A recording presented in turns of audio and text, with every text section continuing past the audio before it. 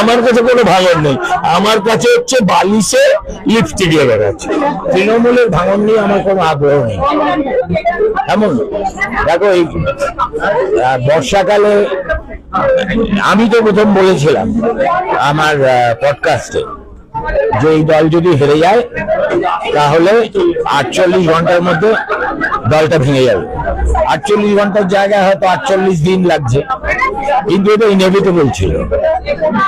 এটা কোনোভাবেই সাস্টেনেবল নয়, কারণ এই ধরনের দল যখন সম্পূর্ণ ব্যক্তির উপর নির্ভর করে তখন কেউ কিছু বলে না। সেই ব্যক্তি যতক্ষণ নির্বাচনী বৈতরণী পার করিয়ে দিতে পারে, যেই তিনি ব্যর্থ হন অমনি দল বলে আর কিছু থাকে না। ইন্দিরা গান্ধী পারেননি তো মমতা ব্যানার্জিকে। সুতরাং এই পতনটা was built into TMC structure.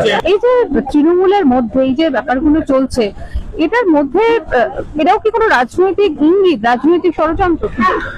আমি বলতে পারবো না ষড়যন্ত্র কিনা। ওরা 15 বছর ক্ষমতায় ছেলে থেকে অন্যের পার্টি অফিস দখল করতো, করে করে অভ্যেস হয়ে গেছিল। পার্টি অফিস দখল করার আনন্দ পেয়ে গেছিল।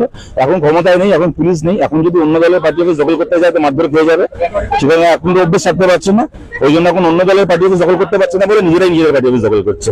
এর বাইরে এইসব সার্কাসের আমাদের কাছে মূল্য নেই। মানুষের, পশ্চিমবাংলার মানুষের এখন অনেক সমস্যা। লোকের ঘর ভাঙা হচ্ছে, দোকান ভাঙা হচ্ছে, মিড ডে মিল শ্রমিকদের গোটা বাংলা জুড়ে 2.5 লক্ষ মিড ডে মিল শ্রমিকদের কাজ চলে যাচ্ছে। আমাদের সেই নিয়ে লড়াই আছে।